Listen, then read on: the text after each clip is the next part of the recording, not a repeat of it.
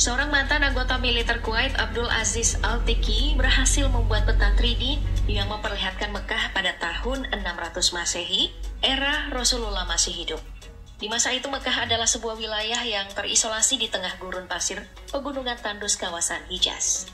Di mana di Mekah kala itu terdapat 7 kawasan Bani, yakni Bani Taib kabilah di mana Abu Bakar berasal, Bani Makhzum, kabilah asal Khalid bin Walid berasal, Bani Adi, kabilah di mana Umar bin Khattab berasal.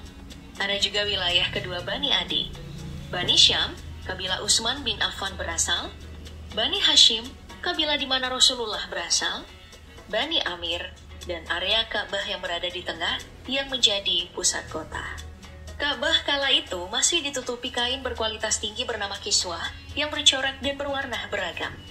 Di depan Ka'bah terdapat sumur air Zam-Zam. Ada wadah minum dan tempat mencuci. Di arah samping Ka'bah terdapat Darun Nadwah, tempat para petinggi berkumpul dan bermusyawarah di masa pra-Islam. Melewati beberapa rumah orang-orang penting bagi Rasulullah, lalu melewati jalur memutar dekat bukit, terdapat rumah Abu Jahal, penentang papan atas dakwah Islam.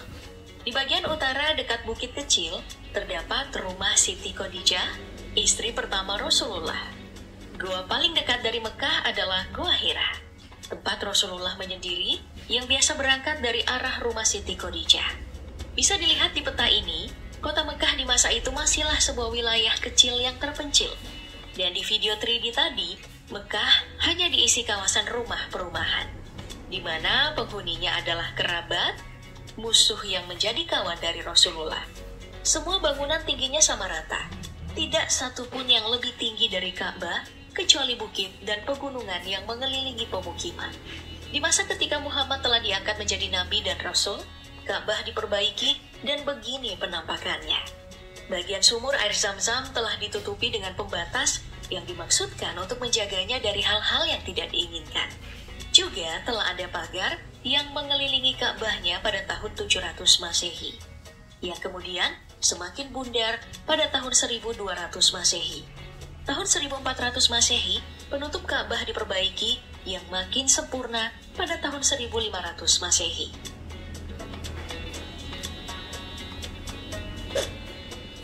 Pada abad 18, kompleks Ka'bah ditambahkan pagar yang makin bagus, berbentuk kubah-kubah kecil dengan beberapa menara. Abad ke-19, semuanya makin rapi, dan perumahan bertambah di sekelilingnya. Menunaikan haji atau berziarah ke Mekah awalnya adalah perjalanan mengenai hidup dan mati. Panjangnya jalur dengan moda transportasi yang sederhana kadang membuat peziarah kesulitan. Belum lagi ancaman berhadapan dengan suku nomaden setempat. Hingga akhirnya terusan Suez dibuka dan kapal uap dan kereta api eksis pada paruh kedua abad ke-19.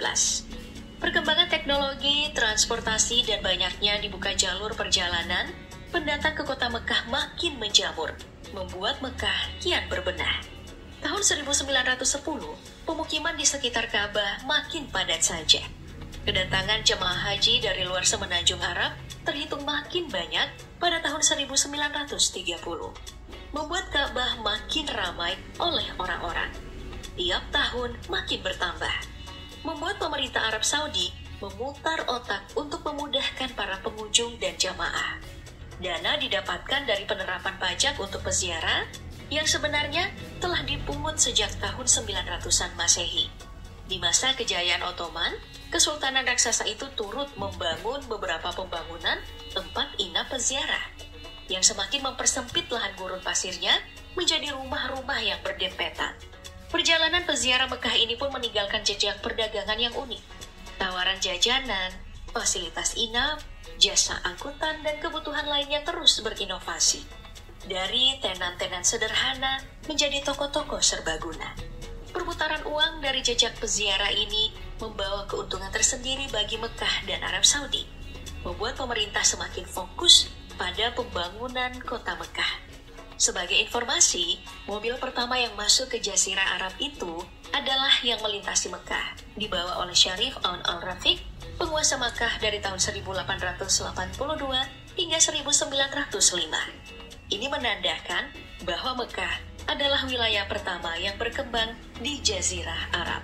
Sebenarnya, pemugaran besar-besaran dilakukan juga setelah serangan banjir yang terjadi pada tahun 1941. Di apit bukit dan tanahnya tidak dapat menyerap air, Mekah memang selalu dilanda banjir besar. Sejak tahun 1950-an, berkat pengaruh Wahabisme, banyak bangunan bersejarah yang dihancurkan. Bukan hanya bangunan yang akan memancing kesyirikan, tapi juga bangunan yang erat kaitannya dengan Nabi Muhammad. Pada 21 April 1925, pemakaman Jannatul Baqi, tempat keluarga Nabi Muhammad dimakamkan, dihancurkan oleh Raja Abdul Aziz bin Saud.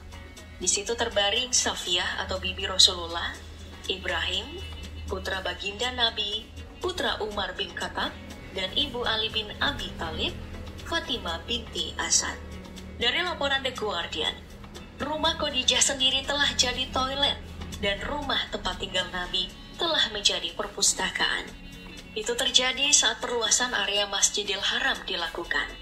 Yang paling memilukan bagi umat muslim adalah rencana penghancuran makam Rasulullah untuk perluasan Masjid Nabawi. Juga ada Hotel Hilton berdiri di lokasi rumah Khalifah pertama Islam Abu Bakar. Mengutip Time, lebih dari 98% situs sejarah dan keagamaan kerajaan telah dihancurkan sejak 1985. Dan sekitar 95% bangunan berusia lebih dari 1000 tahun di Mekah dan Madinah telah hilang untuk perluasan Masjidil Haram.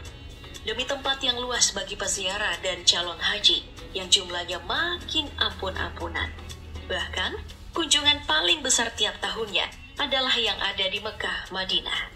Hingga akhirnya di masa sekarang atau di masa modern saat ini, kota Mekah yang awalnya adalah wilayah yang terisolasi di gurun pasir, berubah menjadi kota yang dipenuhi bangunan-bangunan menjulang tinggi. Salah satunya adalah jam terbesar di dunia, jam yang berada di kompleks 7 hotel pencakar langit di Makkah, Abraj Al Bait.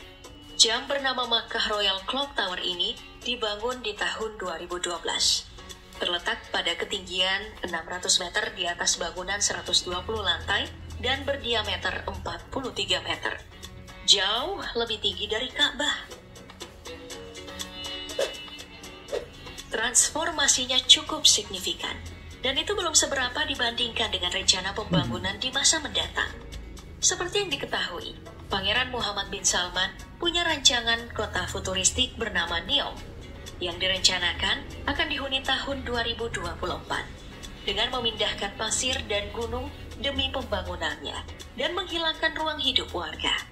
Dan untuk kota Mekah sendiri, di tahun 2023 akan dimulai proyek pembangunan Jalan Mekah. Infrastruktur yang menopang kebutuhan kota 100 tahun ke depan.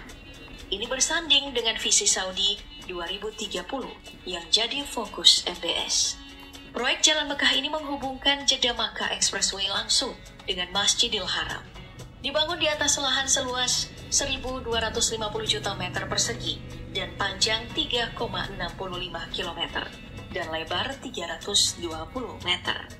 Menggusur 6 wilayah pemukiman, proyek ini terdiri dari 112 menara hotel berkapasitas 40.000 kamar, 82 menara perumahan, stasiun kereta api terbesar di Timur Tengah pada kedalaman 40 meter, jalan utama sepanjang 3,5 km membentang dari Siring hingga Jabal Omar, yang akan dibuka di tahun 2023. Dan masih banyak lagi fasilitas lainnya. Semua demi target 30 juta jamaah umroh per tahun 2030. Pembangunan memang mengerikan.